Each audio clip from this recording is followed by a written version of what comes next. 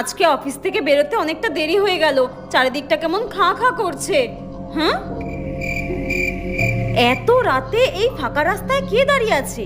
Excuse me, hello, excuse me. হ্যাঁ, আরে সুমি, তুই তুই এখানে কি করছিস? তোর সাথেই দেখা করতে এসেছি। আমার সাথে দেখা করবি বলে তুই এখানে এসেছিস? তুই তো আমাকে ফোন করতে পারতিস বা বাড়িতেও তো যেতে পারতিস। এত কথা বলার সময় আমার কাছে নেই, তোকে এটা দিতে এসেছিলাম, ধর। হ্যাঁ, ও তোর বিয়ে, কংগ্রাচুলেশনস। কিন্তু তোকে এরকম অদ্ভুত টাইপের লাগছে কেন দেখতে?